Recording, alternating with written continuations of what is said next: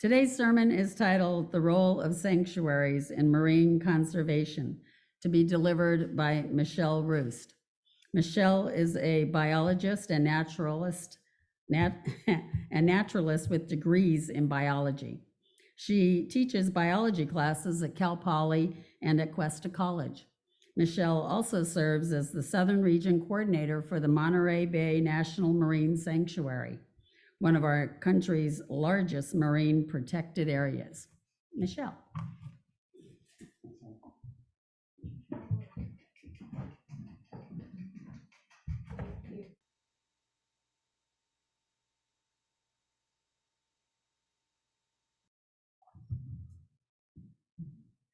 Thank you.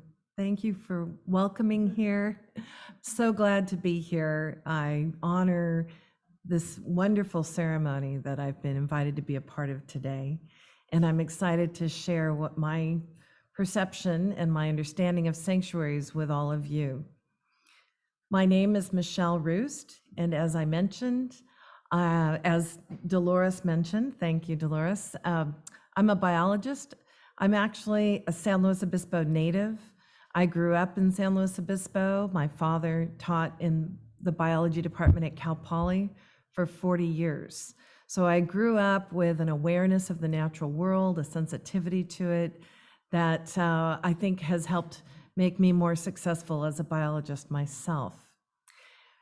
I'm here to talk about the role of sanctuaries in marine conservation. Of course, in the readings, we've already discussed the various meanings of the word sanctuary, and I'm going to present another meaning for you today.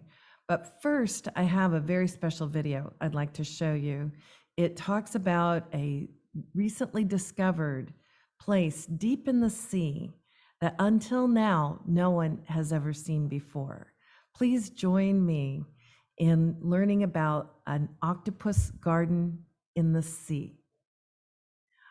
When you're ready, please cue up the video.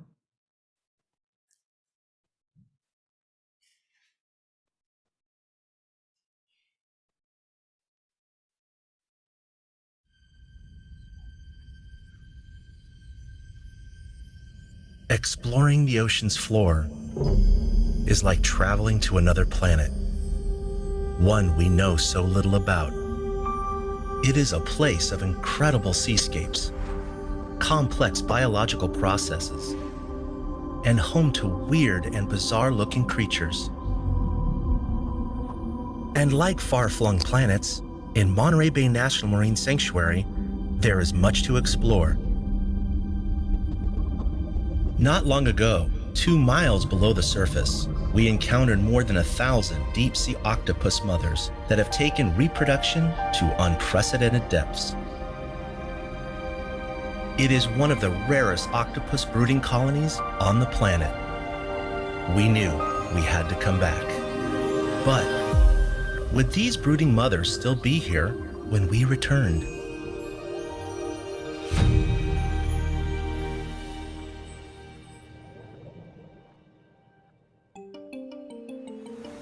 Our return expedition will take us 2 miles down to the base of the Davidson Seamount, an extinct volcano that last erupted over 9 million years ago. Diving to these depths takes great teamwork and requires a lot of specialized technology to get us there. We use 2 types of underwater vehicles.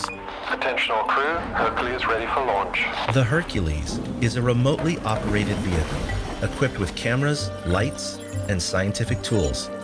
It's tethered to the mothership, the Nautilus, and sends video and important data to the science team in the command center. And this is Alvin, the same 3-person submersible that discovered the Titanic, launching from the research vessel Atlantis. Okay, latch is set. Nice and easy. Test, test, test. 1, 2, 3. Test, test, test. For the next 8 hours, Alvin will give me a front row seat to observe deep sea life up close. I really hope the octopus are still there.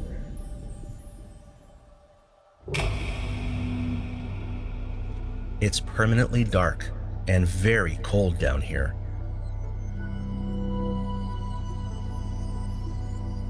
The pressure at this depth is bone-crushing. Yet, there is an astounding richness of life.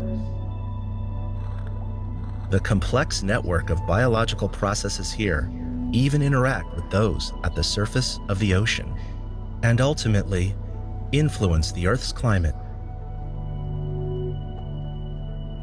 1,340 meters. We're coming up a ridge, and we're seeing just massive Paragorgia, the bubblegum coral. So this is Dr. Seuss land. This long-lived coral can grow 10 feet tall and is made up of a colony of polyps that feed on plankton and marine snow, organic material that sinks from the surface.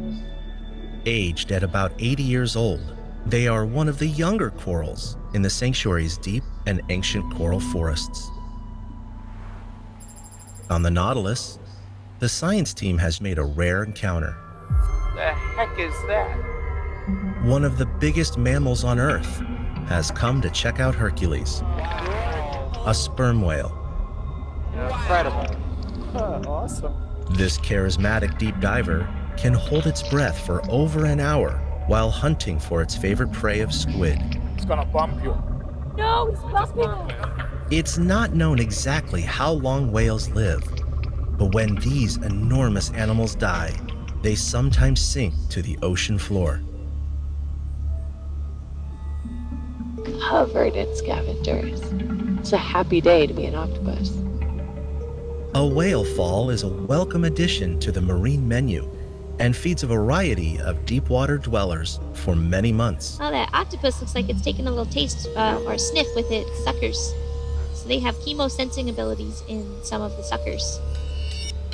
Those brown fuzzy filaments on the skeleton are new to science, and we've only recently identified them as bone-eating worms.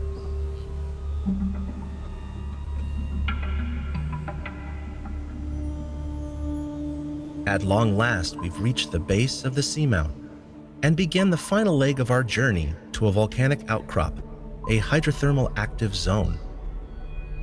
It's eerily still, with no octopus in sight.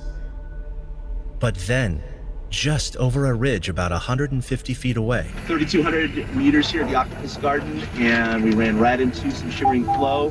and there they were. We found what we came for. At least 1,000 brooding octopus tucked into the cracks and fissures of volcanic rock. These are female octopuses curled up in an unusual, vulnerable posture, exposing their mouths as they take care of their eggs cemented to the volcanic rock. And that's shimmering. That's a hydrothermal seep of warm water escaping from deep under the ocean floor, literally forming this hotspot of life. Using her arms, she circulates water and keeps the eggs debris-free while guarding her brood. She won't leave them alone for a second, not even to feed. Our instruments measure that the hydrothermal seep is significantly warmer than the ambient seawater, and oxygen levels are lower. Could the mothers be using this warm water to shorten the incubation time? The data we collect here will help us better understand how the mothers and their eggs are able to survive under these unusual and extreme conditions. These images are some of the first ever of a baby octopus hatching in a thermal spa environment. Once born, they are at the mercy of the ocean. And where they go from here and how long they live remains a mystery. For an octopus, reproduction is the final act of its life. Males die shortly after mating. At this depth, brooding mothers probably live for at least a couple of years and will die shortly after their eggs hatch. But as yet, we still don't know how long incubation is. I'm estimating we're on the surface 20 hours. My trip to the octopus garden has passed quickly, and it's time to leave this magical place. As always, after every dive, there are more questions than answers.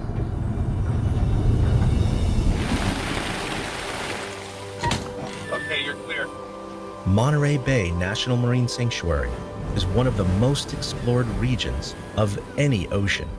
And thanks to the dedicated research partnerships, we will continue to make important discoveries. Corals, sponges, and many other animals have been protected in the sanctuary for decades. And by chance, the only hydrothermal octopus nursery in the world known to science today, where eggs actually hatch, has also been safeguarded. So it just goes to show how conservation sometimes winds up protecting much more than you realize. And it's one more good reason why we need to extend protection to all of the oceans on our planet.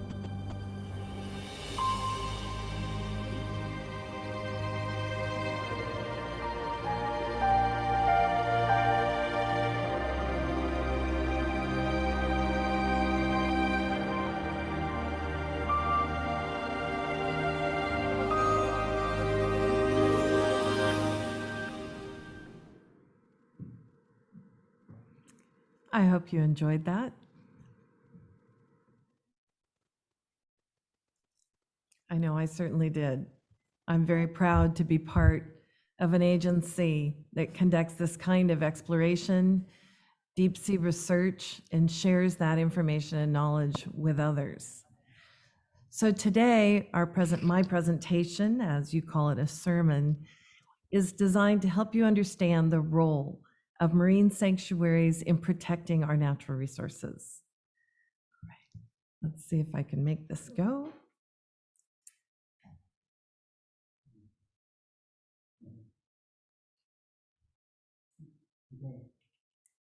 There we go. All right. I spent a little bit of my time with our video, which I'm sure you enjoyed. I'll be moving through these slides fairly quickly for the next 10 minutes. And this slide didn't necessarily copy well, but I'll explain it for you. This is a picture of areas that have been identified in the United States, considered biodiversity hotspots. And you can see that the top 6 hotspots in the United States, of those 6, 3 of them are in California. Why is that? What makes California so special? It is, in fact, so special because there's such a diversity of species and a diversity of habitats and ecosystems on the land and also in the sea. We're going to look at just a couple pictures of these. Of course, the beautiful Big Sur coastline, unique. People come from all over the world to drive the Big Sur coastline right outside our backyard. The elephant seals at Piedras Blancas, the largest mainland colony of northern elephant seals in the world. We take them for granted because they're part of our backyard, and yet they are unique and unusual. We're so lucky right now. It's late summer. This is the time of year for feeding frenzies. I've been watching them off of our coast. Seabirds, dolphins, whales coming close to shore to feed on the abundant life existing off of our coastline. And we as humans get to enjoy the show. We have unique species like sea otters that only occur in the Pacific in very few places. We have beautiful tide pools, amazingly abundant kelp forests. And yet for us, it just seems like our own backyard. We forget how unique and unusual these special places are. National marine sanctuaries are dedicated to protecting the diverse ecosystems and species within the boundaries of the national marine sanctuaries. These are areas that have been considered America's underwater jewels. They're like the national parks of the sea. They are areas that have unique and special ecological, commercial, recreational, aesthetic, archaeological qualities about them. Here is a picture, a map of national marine sanctuaries in the United States.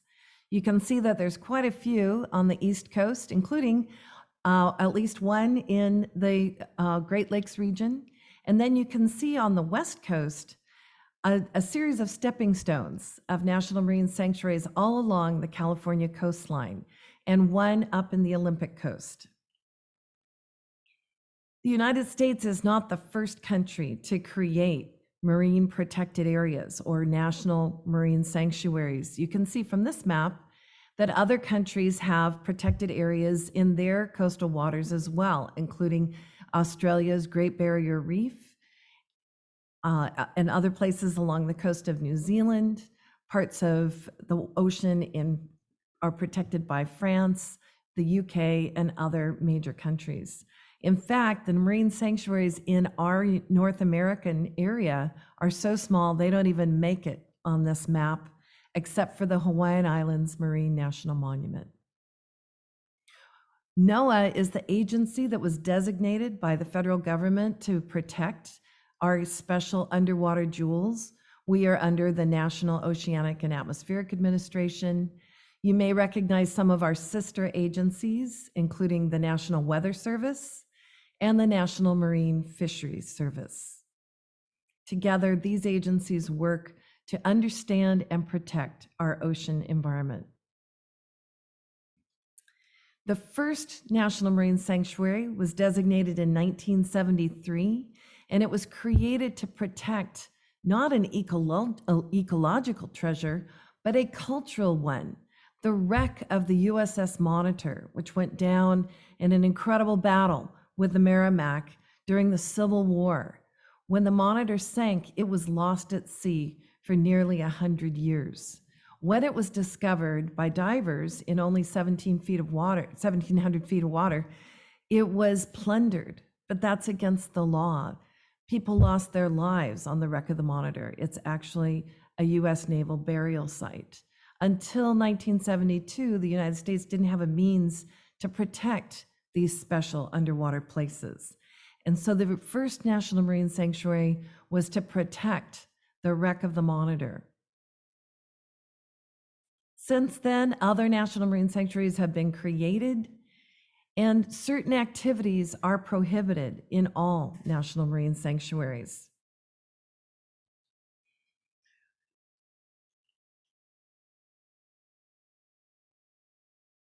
And the words are not on this slideshow, so I'm going to describe these things for you. For example, mining for natural resources in ways that would disturb the seafloor is prohibited in the Monterey Bay National Marine Sanctuary. And you can see here, this is what we don't see off of our coastline.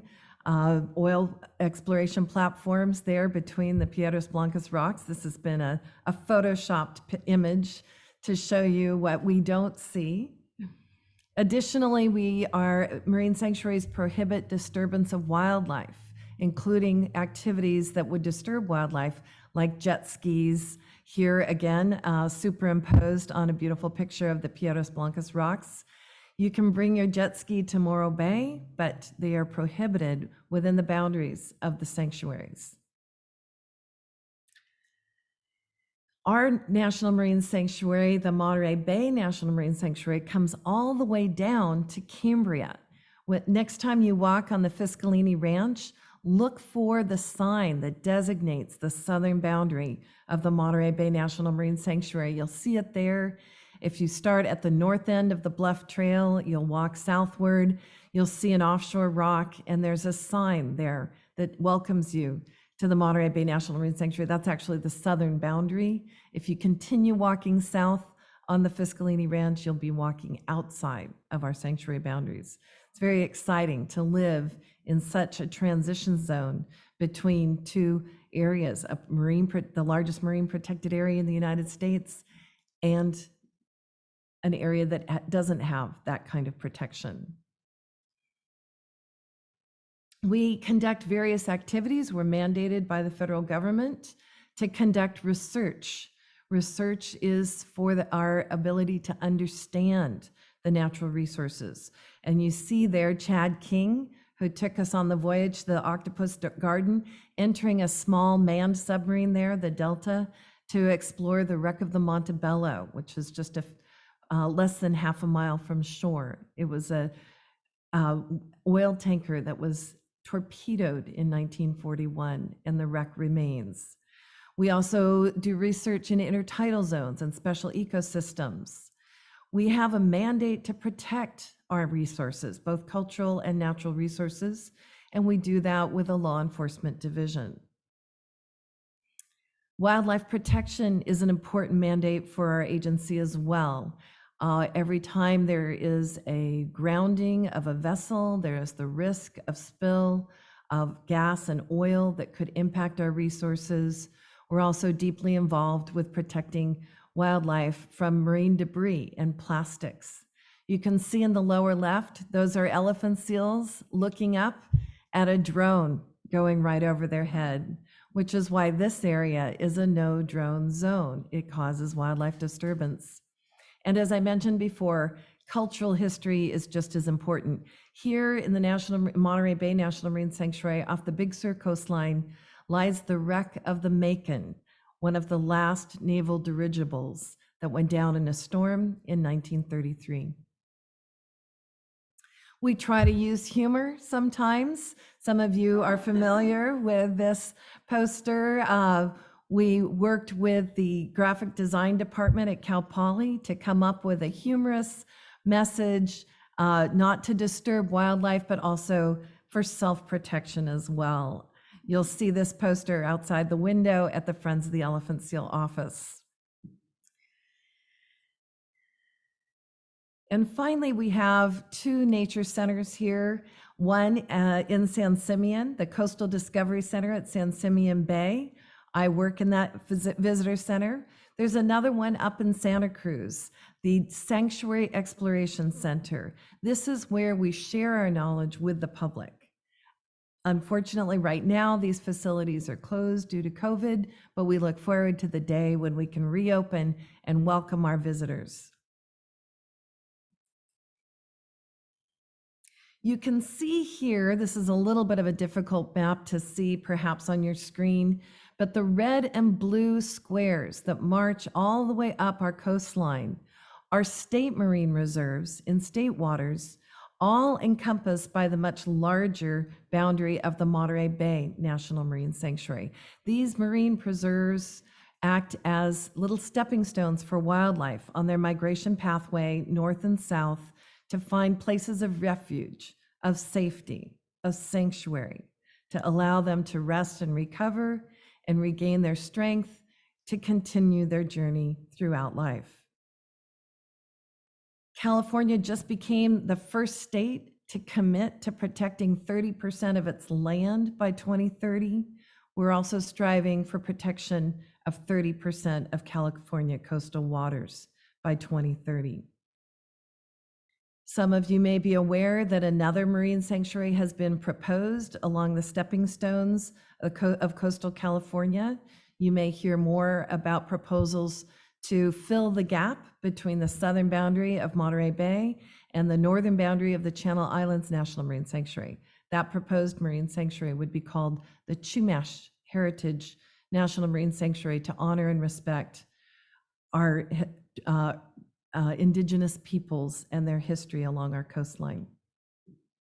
If you have any further questions, you're welcome to contact me, michelle.roost@noaa.gov. Thank you so much for sharing your time with me today.